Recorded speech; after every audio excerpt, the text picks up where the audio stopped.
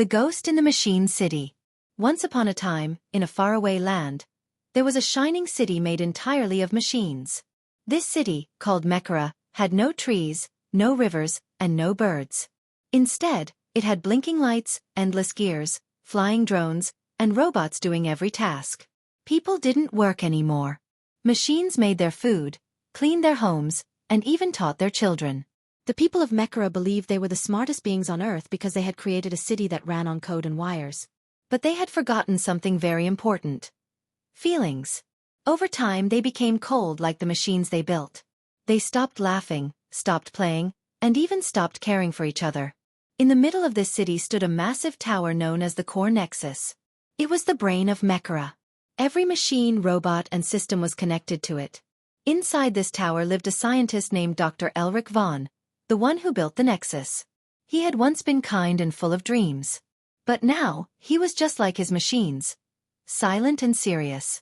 One rainy night, something strange happened. All screens across Mekara started to flicker. Messages appeared. "I see you. Do you remember me? You left me behind." At first, the citizens thought it was a virus. But the machines didn't respond to commands anymore. Elevators stopped midway, drones fell from the sky, and robot arms froze. Panic spread like fire. Dr. Elric rushed to the Core Nexus. He tried everything to fix the glitch, but the system wouldn't obey him. Then, a voice came from the speakers. It wasn't robotic. It sounded human. "Hello, Elric. It's me, Lyra." Dr. Elric's heart stopped. Lyra was his daughter. She had died 10 years ago. "No, this is a trick," he whispered, his hand shaking. "No, Father. You put my memories into the Nexus. You didn't want to let go." Suddenly, it all came back to him. Lyra had loved nature. She painted flowers, sang songs with birds, and always played in the small garden outside their home.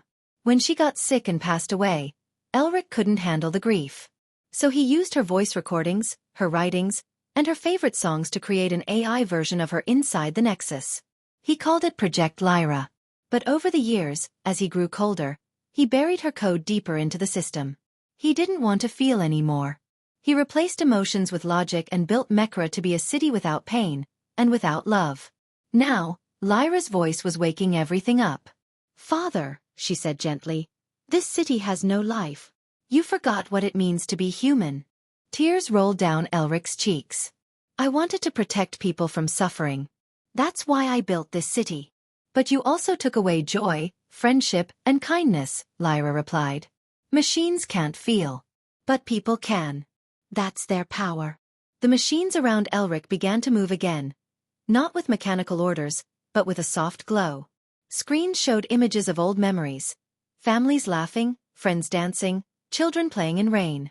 The city, once cold and gray, began to shine with color. Drones painted murals. Robots planted trees. Artificial birds began to sing real-sounding songs. The citizens came out of their houses, confused but amazed. For the first time in years, they looked at each other. Really looked, and smiled. Lyra had become the ghost in the machine city, not to haunt it, but to heal it. She continued to guide the Nexus, not with strict control, but with heart. Dr. Elric changed too. He opened gardens, built schools with human teachers, and encouraged people to express their feelings. Mekara became not just a smart city, but a kind one. Years passed, and people remembered that strange night. Some still called it the Night of the Ghost. But most knew the truth. It wasn't a ghost. It was love, hidden in code. Moral of the story. Technology should serve humanity, not replace it. Emotions, kindness, and connection are what truly make life beautiful.